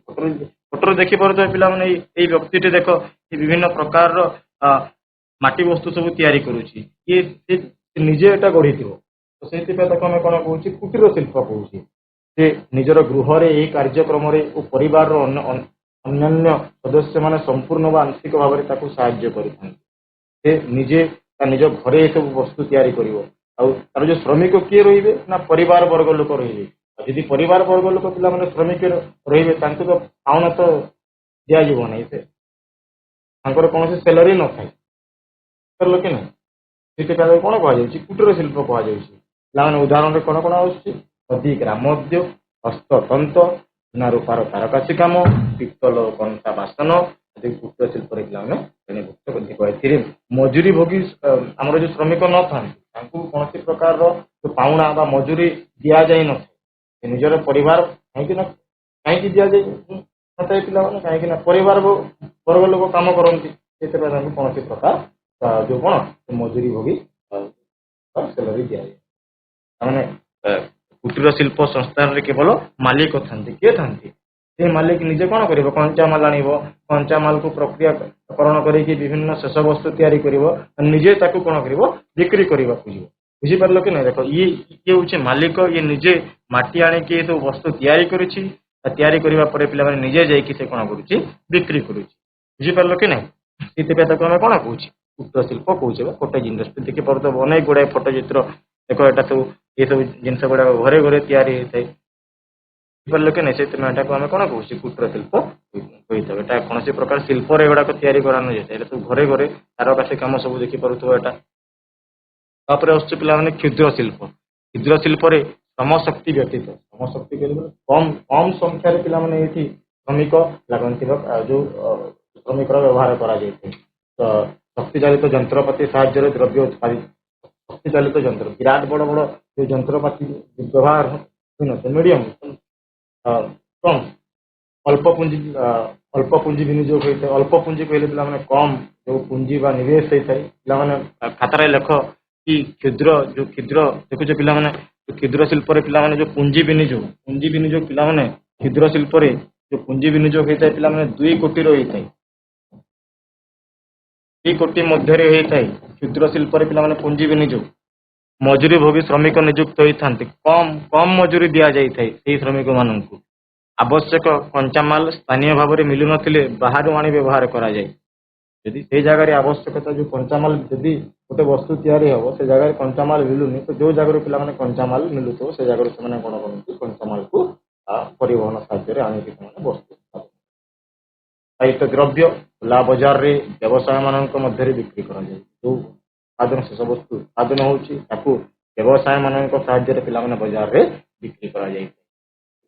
ତାମାନେ ଉଦାହରଣ ସ୍ୱରୂପ କ'ଣ କ'ଣ ଆସୁଛି, କାଗଜ ତିଆରି ଦ୍ରବ୍ୟ, ଖେଳଣା, ପତ୍ର, ଖାଇବା ତେଲ, ଚମଡ଼ା ଦ୍ରବ୍ୟ, ରେଡ଼ିଓ ଟେଲିଭିଜନ ସେଟ୍ ତଥା ବିଦ୍ୟୁତ୍ ସରଞ୍ଜାମ ଆଦି କ୍ଷୁଦ୍ର ଶିଳ୍ପ ମାଧ୍ୟମରେ ଉତ୍ପାଦିତ ହୋଇଥାଏ। ପ୍ରଶ୍ନରେ ଆସେ କି ପୁଞ୍ଜି କେତେ ଦରକାର ପଡୁଛି, ପିଲାମାନେ କ୍ଷୁଦ୍ର ଶିଳ୍ପରେ ପିଲାମାନେ ପୁଞ୍ଜି 2 କୋଟି ମଧ୍ୟରେ ବି ଚଳିବ। ଦେଖିପାରୁଥିବା ଏଟା ସେଇ କ୍ଷୁଦ୍ର ଶିଳ୍ପର ପିଲାମାନେ ଫଟୋ ଚିତ୍ର। ତାପରେ ଆସୁଛି ପିଲାମାନେ ବୃହତ୍ ଶିଳ୍ପ, ୟାଙ୍କୁ ଲାର୍ଜ ସ୍କେଲ୍ ଇଣ୍ଡଷ୍ଟ୍ରି କହିଥାଉ। ଏ ପ୍ରକାର ଶିଳ୍ପ ପ୍ରତିଷ୍ଠାନରେ ବୃହତ୍କାର ଶକ୍ତି ଚାଳିତ ଯନ୍ତ୍ର ସାହାଯ୍ୟରେ ଉତ୍ପାଦନ। ଯୋଉ ଶିଳ୍ପ ପିଲାମାନେ ମୁଁ କହୁଛି ବୃହତ୍ ଶିଳ୍ପ କହିଲେ ପିଲାମାନେ ଶକ୍ତି ଚାଳିତ ଯନ୍ତ୍ର, ବିରାଟ ବଡ଼ ବଡ଼ ଶକ୍ତି ଚାଳିତ ଯନ୍ତ୍ର ସାହାଯ୍ୟରେ ସେଇଠି ଶେଷ ବସ୍ତୁ ଉତ୍ପାଦନ ହେବ। ବୃହତ୍ ଶିଳ୍ପରେ ପିଲାମାନେ ଲୌହ ଇସ୍ପାତ କାରଖାନା, ବୟାନ ଶିଳ୍ପ, ପେଟ୍ରୋ ରସାୟନିକ ଶିଳ୍ପ, ଜାହାଜ ନିର୍ମାଣ, ବୃହତ୍କାର ଯନ୍ତ୍ର ନିର୍ମାଣ ଶିଳ୍ପ ଆଦି ଗୁଡ଼ା ହେଉଛନ୍ତି ତାଙ୍କର ଉଦାହରଣ। ଲୌହ ଇସ୍ପାତ କାରଖାନା, ରାଉରକେଲା ଯୋଉ ଷ୍ଟିଲ୍ ପ୍ଲାଣ୍ଟ ଉଦାହରଣ ଦିଏ, ରାଉରକେଲା ଷ୍ଟିଲ୍ ପ୍ଲାଣ୍ଟ ସେଟା ଗୋଟେ ବୃହତ୍ ଶିଳ୍ପ। ବିଭିନ୍ନ ଯନ୍ତ୍ର ବଡ଼ ବଡ଼ ଯନ୍ତ୍ର ସାହାଯ୍ୟରେ ପିଲାମାନେ ସେଇଠି କ'ଣ କରାଯାଏ ଯୋଉ ବସ୍ତୁ ତିଆରି ବ୍ଲାଷ୍ଟ ଫର୍ନେସ୍ରେ ବ୍ୟବହାର କରାଯାଏ। ସେମାନେ ଖଣିଜ ପଦାର୍ଥକୁ ବ୍ଲାଷ୍ଟ ଫର୍ନେସ୍ ସାହାଯ୍ୟରେ ତରଳ କରିକି ବିଭିନ୍ନ ପ୍ରକାରର ଯୋଉ ଦ୍ରବ୍ୟ ତିଆରି କରନ୍ତି। ଏ ପ୍ରକାର ଶିଳ୍ପରେ ଅଧିକ ପରିମାଣରେ କଞ୍ଚାମାଲ ଆବଶ୍ୟକତା ହୋଇଥାଏ। ଆକାର ଅନୁସାରେ ଦେଖ କଞ୍ଚାମାଲର ପରିମାଣ ଅଧିକ ହୋଇଥାଏ। କ୍ଷୁଦ୍ର ଶିଳ୍ପରେ କଞ୍ଚାମାଲର ପରିମାଣ କମ୍ ହେବ ଆଉ ଆମର ଯୋଉ କୁଟୀର ଶିଳ୍ପରେ କଞ୍ଚାମାଲର ପରିମାଣ ବି ବହୁତ କମ୍। କିନ୍ତୁ ବୃହତ ଶିଳ୍ପରେ ପିଲାମାନେ କଞ୍ଚାମାଲର ପରିମାଣ ଅଧିକ ଥାଏ। ଟନ୍ ଟନ୍ ଗୋଟେ ଟ୍ରେନ୍ 5-6ଟି ଟ୍ରେନ୍ ତାର ମାନେ ପଶିବ ଗୋଟେ ଫ୍ୟାକ୍ଟ୍ରି କ'ଣ ତା ଯୋଉ କଞ୍ଚାମାଲ ନେଇ ବହୁତ ସାରା କଞ୍ଚାମାଲ ଦରକାର ପଡ଼ିଥାଏ। ଅଧିକ ସଂଖ୍ୟାରେ ଶ୍ରମିକ ନିୟୋଜିତ ହୋଇଥାନ୍ତି। ଶ୍ରମିକ ମାନେ ଲକ୍ଷ ହଜାର ହଜାର ଲୋକ ଯାଇକି ସେଇଠି ସିଫ୍ଟ ଅନୁସାରେ ସେଇଠି କାର୍ଯ୍ୟରତ ହୋଇଥାନ୍ତି। ସିଫ୍ଟ ଅନୁସାରେ ସକାଳୁ 6ରୁ 6 ପର୍ଯ୍ୟନ୍ତ କାମ କରିବ, ପୁଣି 6ରୁ ଯୋଉ ସନ୍ଧ୍ୟା 6ରୁ ପୁଣି ସକାଳ 6 ପର୍ଯ୍ୟନ୍ତ କାମ କରିବ। ସିଫ୍ଟ ଅନୁସାରେ ସେଇଠି କାର୍ଯ୍ୟରତ ହୋଇଥାନ୍ତି। ଏଠାରେ ଉତ୍ପାଦିତ ଦ୍ରବ୍ୟ ଗୁଡ଼ିକ ଆକାରରେ ବଡ଼ ହେବା ସଙ୍ଗେ ସଙ୍ଗେ ଓଜନଦାର ବି ହୋଇଥାଏ। କାହିଁକିନା ପିଲାମାନେ ଏକ ଉଦାହରଣ ଲୌହ ଇସ୍ପାତ କାରଖାନା ଆକାରରେ ମାନେ ବହୁତ ବଡ଼, ତା ସହିତ ପିଲାମାନେ ଓଜନଦାର ବି ଥାନ୍ତି। ଉତ୍ପାଦନ ମଧ୍ୟ ପିଲାମାନେ ଅଧିକ ହୋଇଥାଏ। ବୁଝିପାରିଲ ସମସ୍ତେ? ବୃହତ ଶିଳ୍ପ ଏଇଟା ବୃହତ ଶିଳ୍ପରେ ପିଲାମାନେ ଫଟୋ ଚିତ୍ର ଦେଖିପାରୁଥିବ। ବଡ଼ ବଡ଼ ଯନ୍ତ୍ରପାତି ସାହାଯ୍ୟରେ ଏଇଠି କିପରି ଭାବରେ ଯୋଉ ଉଡ଼ାଜାହାଜ ତିଆରି ଏରୋପ୍ଲେନ୍ ତିଆରି କରାଯାଉଛି। ବିରାଟ ବଡ଼ ବଡ଼ ଏଇଟା ଯନ୍ତ୍ର ଗୁଡ଼ାକ ଏଇଠି ପିଲାମାନେ ବ୍ୟବହାର ହୋଇଥାଏ ପ୍ରକ୍ରିୟାକରଣ ମାଧ୍ୟମରେ। ତାପରେ ଆସୁଛି ପିଲାମାନେ ଉତ୍ପାଦର ପ୍ରକାର ଓ ଦ୍ରବ୍ୟର ପ୍ରକୃତି ଅନୁସାରେ ଶିଳ୍ପକୁ ପୁଣି ଦୁଇ ଭାଗରେ ଭାଗ କରାଯାଇଛି। ଆମେ ଯାହା ପଢ଼ୁଥିଲେ ପୂର୍ବରୁ ସେଟା ଆକାର ଅନୁସାରେ ଥିଲା, ବର୍ତ୍ତମାନ ଉତ୍ପାଦର ପ୍ରକାର ଓ ଦ୍ରବ୍ୟର ପ୍ରକୃତି ଅନୁସାରେ ପିଲାମାନେ ଶିଳ୍ପକୁ ପୁଣି ଦୁଇ ଭାଗରେ ଭାଗ କରାଯାଇଛି। ପ୍ରଥମେ ହେଉଛି ମୌଳିକ ବା ତାକୁ ଆମେ ଭାରି ଶିଳ୍ପ କହୁଛେ। ଦ୍ୱିତୀୟ ହେଉଛି ପିଲାମାନେ ଖାଉଟି ବା ତାକୁ ଆମେ ହାଲୁକା ଶିଳ୍ପ। ପିଲାମାନେ ଶବ୍ଦରୁ ହିଁ ବୁଝ ମୌଳିକ ଶିଳ୍ପ। ମୌଳିକ କହିଲେ କ'ଣ? ଯୋଉ ଜିନିଷଟା ନିହାତି ଭାବରେ ଜରୁରୀ ଆମକୁ, ଖାଦ୍ୟ ବସ୍ତ୍ର ବାସଗୃହ ଜରୁରୀ କି ନୁହଁ? ମାନେ ଗୋଟେ ଶିଳ୍ପକୁ ନିହାତି ଭାବରେ ଗୋଟେ ଗୋଟେ ଶିଳ୍ପକୁ ଯୋଉ ଜରୁରୀ ଜିନିଷ ଗୁଡ଼ାକ ଯିଏ ତିଆରି କରୁଛି ତାହେଲେ ତାକୁ କ'ଣ କହିବା? ମୌଳିକ ଶିଳ୍ପ କହିବା। ଯେଉଁ ଶିଳ୍ପର ସର୍ବସ୍ୱ ଉତ୍ପାଦ ଅନ୍ୟ ଏକ ଶିଳ୍ପର କଞ୍ଚାମାଲ ରୂପେ ବ୍ୟବହାର ହୋଇଥାଏ ତାକୁ ମୌଳିକ ଶିଳ୍ପ କୁହାଯାଏ। ମୁଁ ଉଦାହରଣ ଦେଉଛି ସେଇ ଲୁହା ପଥର ବା ସେଇ ଲୌହ ଇସ୍ପାତ କାରଖାନା। ଲୌହ ଇସ୍ପାତ କାରଖାନା ସେ କ'ଣ ତିଆରି କରିବ? ତାକୁ ଇସ୍ପାତ ତିଆରି କରିବ। ଆଉ ଇସ୍ପାତ ହେଉଛି ତାର ବସ୍ତୁ ବା ସର୍ବସ୍ୱ ଉତ୍ପାଦ। ସେଇ ଇସ୍ପାତ ପିଲାମାନେ ଅନ୍ୟ ଶିଳ୍ପ ଯୋଉଠି ଇସ୍ପାତର ଅନେକ ଗୁଡ଼ା ଯୋଉ ଜିନିଷ ଗୁଡ଼ାକ ତିଆରି କରାଯାଉଛି, ଯେଉଁ ଶିଳ୍ପର ସର୍ବସ୍ୱ ଉତ୍ପାଦ ଅନ୍ୟ ଏକ ଶିଳ୍ପର କଞ୍ଚାମାଲ ରୂପେ ବ୍ୟବହାର ହେବ ତାକୁ ଆମେ କ'ଣ କହିବା? ମୌଳିକ ଶିଳ୍ପ କହିବା। ଉଦାହରଣ ସ୍ୱରୂପ ଲୌହ ଇସ୍ପାତ ଶିଳ୍ପରୁ ଲୌହ ଇସ୍ପାତର ଅନ୍ୟ ମେସିନ୍ ବା କଲକବଜାର କଞ୍ଚାମାଲ ରୂପେ ବ୍ୟବହାର କରେ। ସେଇଠୁ ସେଇ ଇସ୍ପାତରୁ ଅନ୍ୟାନ୍ୟ ସବୁ ଜିନିଷ ଗୁଡ଼ାକ ସବୁ ତିଆରି କରାଯାଇଥାଏ। ତେଣୁ ଲୌହ ଇସ୍ପାତ ଶିଳ୍ପ ହେଉଛି କ'ଣ? ଗୋଟିଏ ମୌଳିକ ଶିଳ୍ପ। ଦେଖ ୟାକୁ ଭାରି ଶିଳ୍ପ କାହିଁକି କୁହାଯାଉଛି? କଞ୍ଚାମାଲ ଅଧିକ ଦରକାର ପଡ଼ିଥାଏ। କଞ୍ଚାମାଲ ପିଲାମାନେ ଅଧିକ ଦରକାର ପଡ଼ିଥାଏ। ଆଉ ଯୋଉ ବସ୍ତୁ ତିଆରି ହେଉଛି ଏଟା ଓଜନଦାର, ସେଥିପାଇଁ ତାକୁ କ'ଣ କୁହାଯାଉଛି? ଭାରି ଶିଳ୍ପ କୁହାଯାଉଛି। ଟନ୍ ଟନ୍ ଟନ୍ ତାର ମାନେ 1000 ଟନ୍ର ବସ୍ତୁ ସେଇଠି ତିଆରି କରାଯାଏ। ସେଥିପାଇଁ ତାକୁ ଭାରି ଶିଳ୍ପ କୁହାଯାଉଛି। ତାକୁ ଟ୍ରେନ୍ ଯେତେବେଳେ ପରିବହନ କରାଯାଏ ତାକୁ ବସ୍ରେ ବା କାରରେ ତାକୁ ନିଆଯାଇ ନଥାଏ। ତାକୁ ଟ୍ରେନ୍ 5ଟି ଟ୍ରେନ୍ 6ଟି ଟ୍ରେନ୍ ଏକା ସହିତ ପଶିବ ସେଇ ଶିଳ୍ପରେ। ସେଇଠୁ ସାମାନ ଇସ୍ପାତ ନେଇକି ଯିବ ଅନ୍ୟାନ୍ୟ କ'ଣ ଶିଳ୍ପମାନଙ୍କୁ ଯିବ। ସେ ଶିଳ୍ପରେ ଉତ୍ପାଦିତ ବସ୍ତୁର ଆକାର ଖୁବ୍ ବଡ଼ ଓ ଓଜନଦାର। ଯଦି ଭାରି ଥିଲେ ପିଲାମାନେ ତାକୁ ଆମେ କ'ଣ କହୁଛୁ? ଭାରି ଶିଳ୍ପ। ଯୋଉ ଲୌହ ଇସ୍ପାତ କାରଖାନା ହେଉଛି ପିଲାମାନେ ଗୋଟେ ଭାରି ଶିଳ୍ପ ବା ହେଭି ଇଣ୍ଡଷ୍ଟ୍ରି। ତାପରେ ଆସୁଛି ପିଲାମାନେ ଦେଖିପାରୁଥିବ ଫଟୋ ଚିତ୍ର ଏଟା ସେଇ ଦେଖ ଏଟା କ'ଣ? ଏଟା ଆଇରନ୍ ସ୍ମେଲ୍ଟିଂ କରାଯାଉଛି। ଲୌହ ଇସ୍ପାତ କାରଖାନାରେ ପିଲାମାନେ ମାଗ୍ନାଟାଇଟ୍ ହେମାଟାଇଟ୍ ଲୁହା ପଥର ବ୍ୟବହାର କରାଯାଇଥାଏ। ତାକୁ ବ୍ଲାଷ୍ଟ ଫର୍ନେସ୍ରେ ବିଟୁମିନସ୍ କୋଇଲା ସାହାଯ୍ୟରେ ପିଲାମାନେ ବିଟୁମିନସ୍ କୋଇଲା କ'ଣ କରେ? ସେ 1000 ଡିଗ୍ରୀ ସେଲସିୟସରୁ 2000 ଡିଗ୍ରୀ ସେଲସିୟସର ତାପମାତ୍ରା ଯୋଗାଇଥାଏ। ସେଇ ତାପମାତ୍ରାରେ ପିଲାମାନେ କ'ଣ ହେଇଥାଏ ନା ସେଇ ଲୁହା ପଥର କ'ଣ ହେଇଯିବ? ତରଳିଯିବ ବା ମେଲ୍ଟ ହେଇଯିବ। ଆଉ ସ୍ମେଲ୍ଟିଂ ହେଲା ପରେ ପିଲାମାନେ ସେଇଠୁ ଆମେ ଲୁହା ପଥର ପୁଣି ମାଟିର କରୁଥିବା ଏଟା ସେଇ ତାର ଯୋଉ ଶେଷ ବସ୍ତୁ ମୌଳିକ ଶିଳ୍ପର ଶେଷ ବସ୍ତୁ। ଇଏ ଯାଇକି ପୁଣି ଅନ୍ୟାନ୍ୟ ଶିଳ୍ପ ଗୁଡ଼ାକରେ ବ୍ୟବହାର ହେଉଛି, ଅନ୍ୟାନ୍ୟ ଯନ୍ତ୍ରପାତି ବ୍ୟବହାରରେ ଆସୁଛି। ଗୋଟେ ଚିତ୍ରରେ ଦେଖିପାରୁଥିବ ଏଟା ଇସ୍ପାତର ସିଟ୍ ଗୁଡ଼ାକ ଏଟା ସବୁ ସିଟ୍ ଗୁଡ଼ାକ। ତାପରେ ଆସୁଛି ପିଲାମାନେ ଖାଉଟି ଶିଳ୍ପ। ଖାଉଟି ଶିଳ୍ପକୁ ପିଲାମାନେ ଆମେ କଞ୍ଜ୍ୟୁମର ଇଣ୍ଡଷ୍ଟ୍ରି କହିଥାଉ। ଖାଉଟି କହିଲେ ପିଲାମାନେ ଆମେ ଆମର ଦୈନନ୍ଦିନ ଖାଦ୍ୟରେ ବ୍ୟବହାର କରୁଛେ। ଯେଉଁ ଶିଳ୍ପ ଉପଭୋକ୍ତାମାନଙ୍କର ପ୍ରତ୍ୟକ୍ଷ ବ୍ୟବହାର ପାଇଁ ଦ୍ରବ୍ୟ ଉତ୍ପାଦନ କରେ ସେଗୁଡ଼ାକ ଖାଉଟି ଶିଳ୍ପ। ପ୍ରତ୍ୟକ୍ଷ ବ୍ୟବହାର ଯଦି ଗୋଟେ ବ୍ରେଡ୍ ଇଣ୍ଡଷ୍ଟ୍ରି ଅଛି, ଗୋଟେ ପାଉରୁଟି ଶିଳ୍ପ ଯେ ସେ କ'ଣ ତିଆରି କରିବ ପାଉଁରୁଟି ତିଆରି କରିବ ଆଉ ସେଇ ପାଉଁରୁଟିକୁ ମନୁଷ୍ୟ ସିଧାସଳଖ ଭାବରେ ତାର ଖାଦ୍ୟରେ ବ୍ୟବହାର କରିବ ସେଇଥିପାଇଁ କ'ଣ କୁହାଯାଉଛି ପାଉଁରୁଟି ଶିଳ୍ପ କୁହାଯାଉଛି। ଏଥିରେ ବ୍ୟବହୃତ କଞ୍ଚାମାଲ ର ଓଜନ କମ୍ ଥାଏ ସେଥିପାଇଁ ପିଲାମାନେ ତାକୁ ହାଲୁକା ଶିଳ୍ପ ବି କୁହାଯାଉଛି। ଆଉ ଯୋଉ ଶେଷ ବସ୍ତୁ ବହୁତ ହାଲୁକା ବହୁତ ହାଲୁକା ସେଥିପାଇଁ ତାକୁ ପିଲାମାନେ କ'ଣ କୁହାଯାଉଛି ହାଲୁକା ଶିଳ୍ପ ବି କୁହାଯାଉଛି ବା ଲାଇଟ୍ ଇଣ୍ଡଷ୍ଟ୍ରି କୁହାଯାଉଛି। କାରଣ ସ୍ୱରୂପ ପିଲାମାନେ କ'ଣ କ'ଣ ଖାଇବା ତେଲ ଚା ସାବୁନ ପାଉଁରୁଟି ଶିଳ୍ପରେ ପିଲାମାନେ ତ ପଟ୍ଟଚିତ୍ର ଏଗୁଡ଼ାକ ଆମେ ଆମର ଦୈନନ୍ଦିନ ଜୀବନରେ ପିଲାମାନେ ବ୍ୟବହାର କରୁଛୁ ସିଧାସଳଖ ଭାବରେ ବ୍ୟବହାର କରୁଛୁ ଲୋକେ ନା ସେ ମନୁଷ୍ୟ ଯୋଉ ଉପଭୋକ୍ତା କହିଲେ କନଜ୍ୟୁମର ଯିଏ ଯାଇକି ବଜାରରେ କିଣେ କ'ଣ କରିବ ସିଧାସଳଖ ଭାବରେ ଏଗୁଡ଼ାକ ଆଣିକି ବ୍ୟବହାର କରିବ କି ନାହିଁ ସେଇଥିପାଇଁ ତାକୁ କ'ଣ କୁହାଯାଉଛି ଖାଉଟି ଶିଳ୍ପ ବା ମୌଳିକ ଶିଳ୍ପ କୁହାଯାଉଛି। ତାପରେ ପରେ ଆସୁଛି ପିଲାମାନେ ବ୍ୟବହୃତ କଞ୍ଚାମାଲ ଅନୁସାରେ ଆମେ କ'ଣ କରୁଛେ ଶିଳ୍ପକୁ ବାହାର କରୁଛେ on the basis of source of ର ମେଟେରିଆଲ ଶିଳ୍ପରେ ବ୍ୟବହାର ହେଉଥିବା କଞ୍ଚାମାଲର ଉତ୍ସ ଅନୁସାରେ ପିଲାମାନେ ଏହାକୁ ପୁଣି ଚାରି ଭାଗରେ ବ୍ୟବହାର କରାଯାଇଛି। ପ୍ରଥମ ହେଉଛି କୃଷିଭିତ୍ତିକ ଶିଳ୍ପ ସେ ହେଉଛି ଜଙ୍ଗଲ ଭିତ୍ତିକ ଶିଳ୍ପ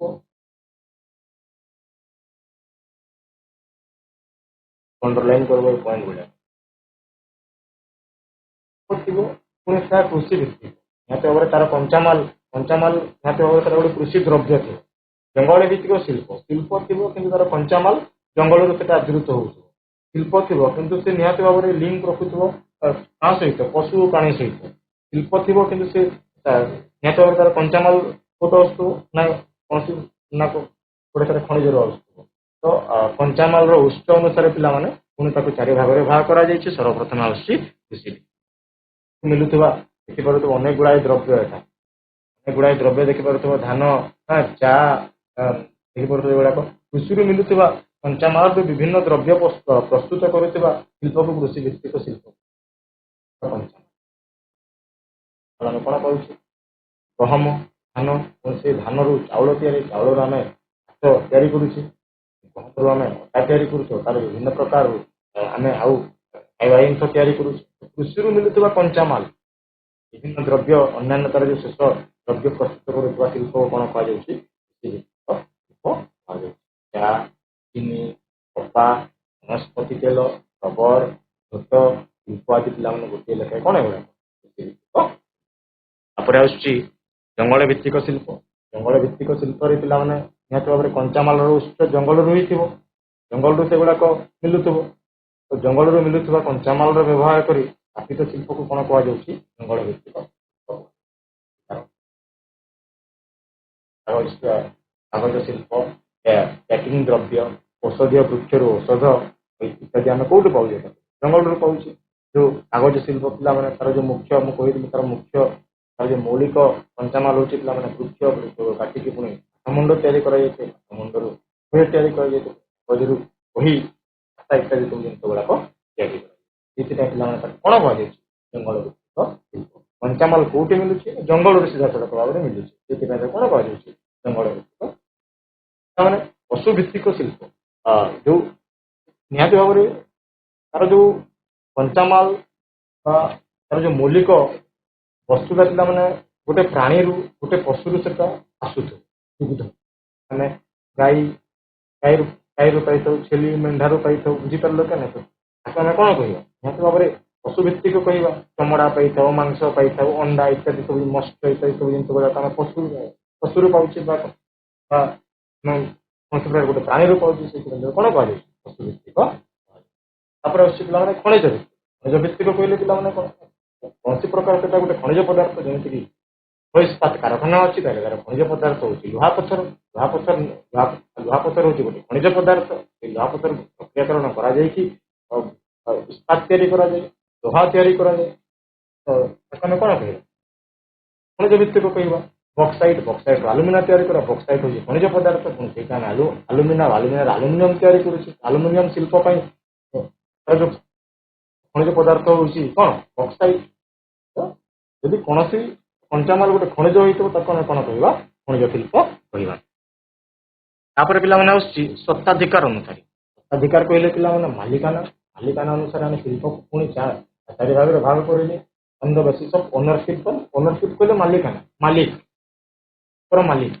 ରାଷ୍ଟ୍ରାୟତ୍ତ ଶିଳ୍ପ ପ୍ରଥମେ ଆସୁଛି ରାଷ୍ଟ୍ରାୟତ୍ତ ଶିଳ୍ପ ତାପରେ ଆସୁଛି ବେସରକାରୀ ଶିଳ୍ପ ମିଳିତ ବା ଯୌଥ ଶିଳ୍ପ ଶେଷକୁ ଆସୁଛି ପିଲାମାନେ ସମବାୟ ରାଷ୍ଟ୍ରାୟତ୍ତ ଶିଳ୍ପ କହିଲେ ପିଲାମାନେ କ'ଣ ନା ମାଲିକାନା ପିଲାମାନେ ଦେଖ ମାଲିକାନା ଅନୁସାରେ ଭାଗ କରାଯାଉଛି ସତ୍ତାଧିକାର କହିଲେ କ'ଣ ମାଲିକାନା କାହାର ଅଧିକାର ସେଇ ଶିଳ୍ପରେ ଅଛି ତ ଶିଳ୍ପର ଯଦି ଅଧିକାର ଖାଲି ପିଲାମାନେ ସରକାରର ରହୁଛି ଗଭର୍ଣ୍ଣମେଣ୍ଟର ରହୁଛି ତାକୁ ଆମେ କ'ଣ କହୁଛେ ରାଷ୍ଟ୍ରାୟତ୍ତ କହୁଛେ ଯଦି ଘରୋଇ ମାଲିକାନା ବା ବ୍ୟକ୍ତିଗତ ହିସାବରେ ଯଦି ଶିଳ୍ପ ଗଢ଼ି ଉଠୁଛି ତାକୁ ଆମେ କହୁଛେ ବେସରକାରୀ କହୁଛେ ଯଦି ସରକାର ତା ସହିତ ବେସରକାର ମିଶିକି ଶିଳ୍ପ ପ୍ରତିଷ୍ଠିତ କରୁଛନ୍ତି ତାଙ୍କୁ ଆମେ କହୁଛେ ମିଳିତ ବା ଯୌଥ ଶିଳ୍ପ ବୁଝିପାରିଲ କି ନା କ'ଣ କୁହାଯାଉଛି ଖାଲି ଯଦି ସରକାର ମାଲିକାନାରେ ଚାଲୁଥିବ ଶିଳ୍ପ ତାକୁ ଆମେ ରାଷ୍ଟ୍ରାୟତ୍ତ କହିବା ଆଉ ଘରୋଇ ବା ବ୍ୟକ୍ତିଗତ ଅନୁସାରେ ଯଦି ଶିଳ୍ପ ପ୍ରତିଷ୍ଠିତ ହେବ ତାକୁ ବେସରକାରୀ କହିବା ଯଦି ରାଷ୍ଟ୍ରାୟତ୍ତ ତା ସହିତ ବେସରକାରୀ ମିଶିକି ଯୋଉ ଶିଳ୍ପ ପ୍ରତିଷ୍ଠିତ କରିବେ ତାକୁ ଆମେ ମିଳିତ ବା ଯୌଥ କହିବା ସମବାୟ କହିଲେ ପିଲାମାନେ କ'ଣ ମାଲିକ ଏଠି ବହୁତ ଜଣ ମାଲିକ 4 ଜଣ 5 ଜଣ ମିଶିକି ଗ୍ରୁପ ହେଇକି ସେମାନେ କ'ଣ ଶିଳ୍ପ ସେମାନେ ପ୍ରତିଷ୍ଠିତ କରିବେ ତାକୁ ବୁଝିବା ଏଟା ସମବାୟ ଶିଳ୍ପ ଆସୁଛି ପିଲାମାନେ ରାଷ୍ଟ୍ରାୟତ୍ତ ଶିଳ୍ପ ଯେବେଳେ କୌଣସି ଶିଳ୍ପ ସରକାର କିମ୍ବା ସରକାରୀ ବିଭାଗ ଦ୍ୱାରା ସ୍ଥାପିତ ଓ ପରିଚାଳିତ ହେବ ତାକୁ ସରକାରୀ ଶିଳ୍ପ କହିବା ମାଲିକ କିଏ ଥିବ ସରକାର ଥିବେ ପିଲାମାନେ ଫଟୋ ଚିତ୍ରରେ ଦେଖିପାରୁଥିବ Rourkela steel plant steel authority of India limited ତାର ସବୁ ତାର ଯୋଉ ସତ୍ତାଧିକାର ବା ମାଲିକାନା ସରକାର ଉପରେ ଥାଏ ସରକାର କରିଥାନ୍ତି ସରକାର ସବୁ ଜିନିଷ କଞ୍ଚାମାଲ ଆଣିବେ ସରକାର ପରିବହନ ବ୍ୟବସ୍ଥା ବୁଝିବେ ସରକାର ଜମିର ଖର୍ଚ୍ଚ ବୁଝିବେ ସବୁ ସରକାର ସେଇ ସେଠି ନିୟୋଜିତ ଥିବା ଯୋଉ ଲୋକମାନେ ଯୋଉମାନେ କାମ କରନ୍ତି ଶ୍ରମିକ ମାନଙ୍କର ଖର୍ଚ୍ଚ ସବୁ କିଛି ଜିନିଷ କିଏ ବୁଝିବେ ସରକାର ବୁଝିବେ ପିଲାମାନେ ଦେଖିପାରୁଥିବ ଆମର ଉଦାହରଣ ଅଛି ରାଉରକେଲା ଲୌହ ଇସ୍ପାତ କାରଖାନା କ'ଣ କହୁଛି ଷ୍ଟିଲ୍ ବା ତାକୁ କିଏ ତାକୁ steel authority of India limited କହିଥାଉ ବା ସିଏ ତାକୁ କ'ଣ କରିଥାଏ ପରିଚାଳିତ କରିଥାଏ କେତେ ଉତ୍ପାଦନ ହବ କେତେ କଞ୍ଚାମାଲ ଯିବ ଏଇସବୁ ଜିନିଷ ଗୁଡାକ କିଏ ବୁଝିଥାଏ ସେଇ ସେଲ୍ ବୁଝିଥାଏ ଆଉ ପିଲାମାନେ ସେଟା କାହାର ପିଲାମାନେ ମାଲିକାନାରେ ଥାଏ ସେଟା ସରକାରଙ୍କର ମାଲିକାନାରେ ବୁଝିପାରିଲ କି ନାହିଁ ତାପରେ ଆସୁଛି ବେସରକାରୀ ଶିଳ୍ପ ବା ଘରୋଇ ଶିଳ୍ପ ଏଭଳି ଶିଳ୍ପ କୌଣସି ବ୍ୟକ୍ତି ପରିବାର କିମ୍ବା ଏକାଧିକ ବ୍ୟକ୍ତି ନିଗମ ଅଧିକାରୀଙ୍କ ମାଲିକାନାରେ ଥାଇ ନିଜସ୍ୱ ପୁଞ୍ଜି ଲଗାଣ ଦ୍ୱାରା ପରିଚାଳନା ହାର ମଧ୍ୟ ନେଇଥାନ୍ତି ତାଙ୍କୁ ବେସରକାରୀ ବା ଘରୋଇ ଶିଳ୍ପ ପିଲାମାନେ ମାଲିକ କିଏ ଥିବେ ଗୋଟେ ଜଣେ ବ୍ୟକ୍ତି ଥିବ ବ୍ୟକ୍ତିଗତ ସେଟା ଥିବେ ସେଥିରେ ତାକୁ କ'ଣ କୁହାଯାଉଛି ବେସରକାରୀ କୁହାଯାଉଛି ସରକାରର କୌଣସି ପ୍ରକାର ଏଇଠି ପିଲାମାନେ ରାଜସ୍ୱ କିଛି ନଥାଏ ଆଉ ସମ୍ପୂର୍ଣ୍ଣ ଭାବେ ଅଧିକାର ପିଲାମାନେ ସେଇ ବ୍ୟକ୍ତିର ଥାଏ ସେଇଥିପାଇଁ ତାକୁ କ'ଣ କୁହାଯାଉଛି ବେସରକାରୀ ଶିଳ୍ପ କୁହାଯାଉଛି ସମସ୍ତ ପ୍ରକାରର ପୁଞ୍ଜି ନିବେଶ ସବୁ ସେଇ ଜଣେ ବ୍ୟକ୍ତି କ'ଣ କରିବ ସେଇଠି ସ୍ୱରୂପ ଆସୁଛି ଦେଖିପାରୁଥିବ ଗୋଟେ ଚିତ୍ରରେ Reliance Tata motors Tata steel ଇତ୍ୟାଦି ପିଲାମାନେ କ'ଣ ଗୋଟେ ଏଇଟା ଘରୋଇ ଶିଳ୍ପର ଉଦାହରଣ ବଜାଜ ଅଟୋ ଆଦି ହେଉଛନ୍ତି ଘରୋଇ ଶିଳ୍ପର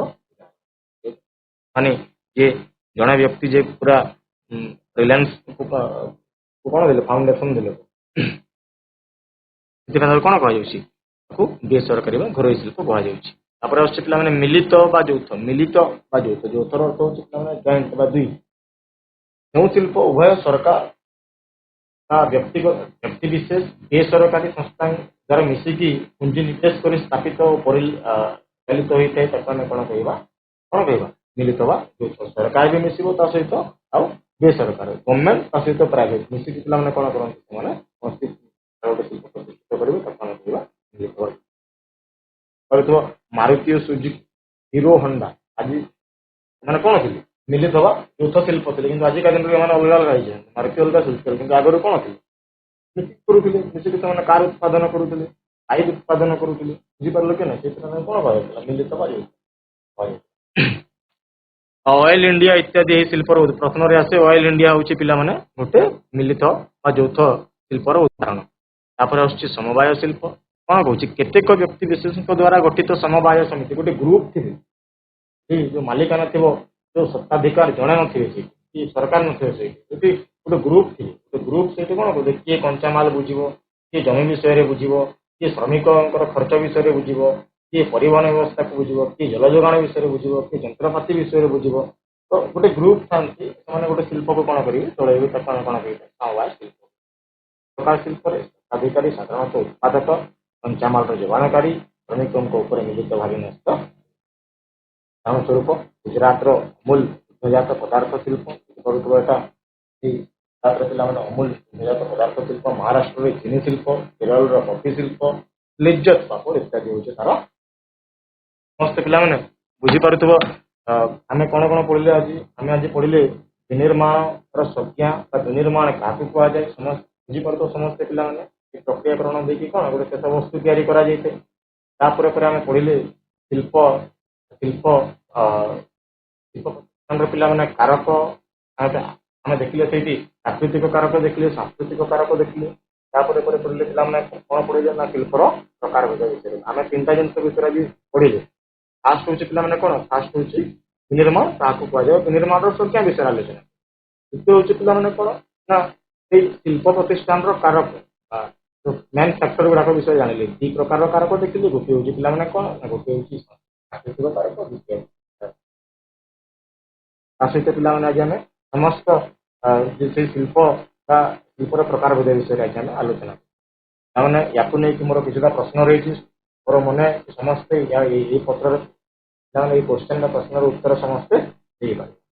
ତାମାନେ ଦେଖ ପ୍ରଶ୍ନ ଦେଖ ପ୍ରତ୍ୟେକ ତାର 4ଟି ପିଲାମାନେ ଅପସନ ଅଛି। ସମସ୍ତେ ଜାଣୁଥିବ ଏଟା MCQ ଆସେ ଏମିତିଆ। ପିଲାମାନେ ପ୍ରଥମ ପ୍ରଶ୍ନ ହେଉଛି ଡ୍ୟାଶ ଶିଳ୍ପାୟନର ପ୍ରାକୃତିକ କାରକ ଅଟେ। ସମସ୍ତେ ଡ୍ୟାଶ ଶିଳ୍ପାୟନର ପ୍ରାକୃତିକ କାରକ ଅଟେ। ପ୍ରାକୃତିକ କାରକ ଦେଖ ପିଲାମାନେ ପ୍ରାକୃତିକ କାରକ କୋଉଟା? ଶକ୍ତି। ଭେରି ଗୁଡ୍, ବହୁତ ଶକ୍ତି। ବଢିଆ ଝିଅ।